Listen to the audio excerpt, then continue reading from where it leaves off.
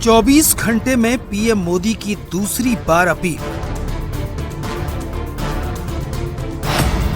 मोदी का clear target, विदेशी मुद्रा बचाएं, संकट टालें।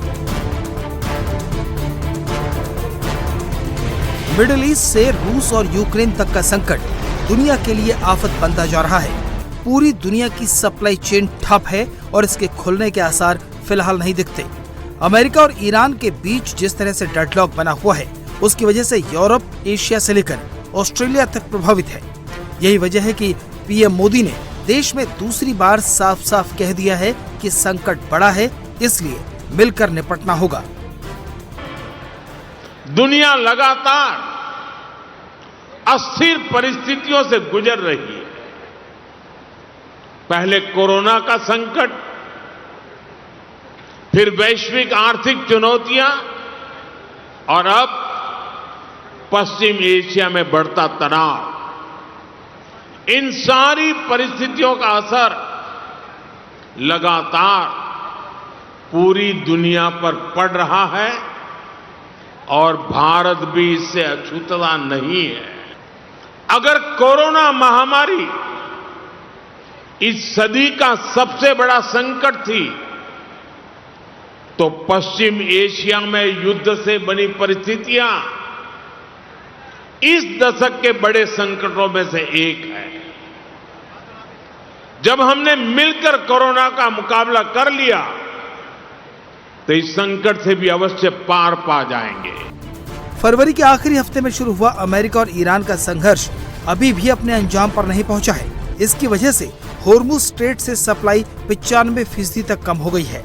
जहाज अटके पड़े हैं। जहां पहले करीब 120 जहाज रोज होर्मुज को पार करते थे, वहां अब केवल 4-5 जहाज ही से पार कर रहे हैं। भारत ने इस टेंशन के बीच भी अपनी सप्लाई को ज्यादा प्रभावित नहीं होने दिया। सरकार भी लगातार ये प्रयास कर रही है कि देश के लोगों, देश के सामान्य नागरिक पर इन सारी विपरीत परिस्थितियों का कम से कम असर हो। भारत अपनी जरूरत का 90% तेल इंपोर्ट करता है। 2 महीने से होर्मुज स्ट्रेट बंद है। क्रूड की कीमत करीब 50% बढ़ चुकी है। कतर पर ईरान के हमले की वजह से एलएनजी की सप्लाई ठप है। अरब देशों से फर्टिलाइजर और दूसरे पेट्रोकेमिकल प्रोडक्ट्स का एक्सपोर्ट करीब करीब बंद है। इसलिए इन सब चीजों के दाम दुनिया भर में बढ़ रहे हैं। भारत दुनिया भर से 775 अरब डॉलर का इंपोर्ट करता है, जिसमें 135 बिलियन डॉलर का कच्चा तेल आता है, 72 बिलियन डॉलर का सोना, 18 से 19 बिलियन डॉलर का खाने वाला तेल और करीब 18 बिलियन डॉलर की खाद इंपोर्ट करता है। ये बिल अब देश के हालात पर भारी पड़ रहा है। पीएम मोदी ने ऐसे वक्त में अपील की है जब भारत का विदेशी मुद्रा भंडार मजबूत स्थिति में है और लगभग 690 से 703 अरब डॉलर के बीच उतार चढ़ाव कर रहा है। लेकिन अमेरिका और ईरान के बीच समझौते को लेकर जिस तरह के हालात बन रहे हैं, उसे पीएम मोदी ने भांप लिया है। इसलिए देश को तैयार किया जा रहा है। मेरी देश के हर नागरिक से अपील है, जहां संभव हो पेट्रोल डीजल का उपयोग कम करें। मेट्रो का उपयोग करें, इलेक्ट्रिक बस और पब्लिक ट्रांसपोर्ट का अधिक इस्तेमाल करें। यह जरूरी है कि सरकारी और प्राइवेट दोनों ही दफ्तरों में वर्चुअल मीटिंग्स और वर्क फ्रॉम होम को प्राथमिकता दी जाए।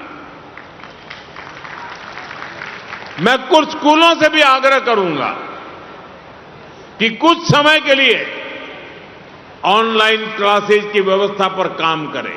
खाने के तेल पर भी देश की बड़ी विदेशी मुद्रा खर्च होती है। अगर हम थोड़ा संयम बरतें, तेल की खपत कम करें, खाने के तेल की, तो इससे देश और हमारी सेहत दोनों को लाभ होगा। डीजल पंप की जगह सोलर पंप्स का उपयोग बढ़े और हम तो किसान के बेटे हैं, किसान की बेटियां हैं। हमें अपना खेत सबसे पहले बचाना है, हमें अपनी धरती मां को बचाना है, हमें केमिकल फर्टिलाइजरों से अपनी धरती मां को मारना नहीं चाहिए। हालात पर सरकार की पैनी नजर है। रक्षा मंत्री राजनाथ सिंह की अगुवाई में एम्पावर्ड ग्रुप ऑफ मिनिस्टर्स का गठन किया गया है। सोमवार को जीओएम की 5वीं मीटिंग हुई। इसमें राजनाथ सिंह के अलावा petroleum minister Hardeep Puri, health minister JP Nadda, shipping minister Sarbananda Sonowal, parliamentary affairs minister Kiren Rijiju और उनके विभागों के सचिव शामिल हुए।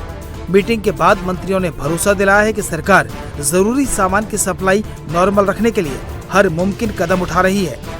We have seen in other countries where the prices have gone up significantly, but we have been able to maintain it so far because of the very well thought through policies that our government and our Prime Minister have executed so far.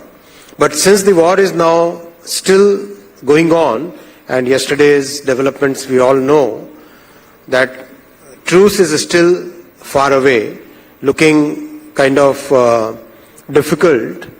So that's why it's very important that we as citizens also play our role in this entire effort.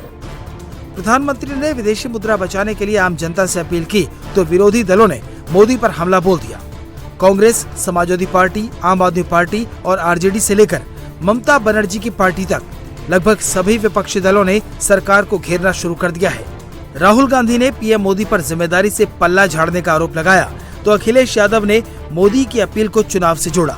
विपक्ष के नेताओं ने कहा कि प्रधानमंत्री को parliament का session बुलाकर ग्राउंड रियलिटी बतानी चाहिए। ये अगर सब करना था तो ऐसा क्या हुआ एकदम से, क्योंकि युद्ध तो चल रहा है 2-2.5 महीने से और जहाँ तक तेल के दाम है वो भी लगभग अब स्टेबलाइज हैं, लेकिन एकदम से ऐसा क्या हुआ, क्या हमें पूरी जानकारी है, क्या कुछ छुपाने की कोशिश की जा रही है? लेकिन एहतियात बरतने के लिए जो इतना सुझाव दिया गया और सीरीज बोली गई है उसमें कि वर्क फ्रॉम होम करना है, सोना नहीं खरीदना चाहिए और बहुत बचत करनी है, फलाना फलाना, तो ये एकदम से जो बोला है, आउटबर्स्ट हुआ है, एकदम चुनाव खत्म होने के तुरंत बाद क्यों बोला गया, बड़ा सवाल पड़ता है। और सच्चाई सबके सामने आनी चाहिए, संसद को कॉन्फ्रेंस में लेना चाहिए, ऑल पार्टीज को बुला के चर्चा करनी चाहिए, तो फिर मुझे लगेगा कि बड़ा सार्थक होगा उनका जो उन्होंने कहा है। राहुल गांधी भारत की पॉलिटिक्स के सबसे रिजेक्टेड माल है, rejected by all, rejected always, rejected in every state. तो मुझे ऐसा लगता है कि ये जो लोगों ने रिजेक्ट किया हुआ माल है, डेमोक्रेसी में जिसको लोग एक्सेप्ट करते हैं वही महत्वपूर्ण होता है। तो ये जो रिजेक्टेड और डिजेक्टेड इस प्रकार के राहुल गांधी है, इनको आप महत्व देते हैं, हम इनको महत्व देते नहीं है। देश मोदी जी के साथ खड़ा है, देश मोदी जी के पीछे खड़ा है, देश बार बार मोदी जी को आशीर्वाद देता है। इन हालातों के बीच अमेरिका ने कहा है कि अगर होर्मुज में जहाज यूं ही फंसे रहे तो उन्हें निकालने के लिए अमेरिका घातक उपाय शुरू कर सकता है।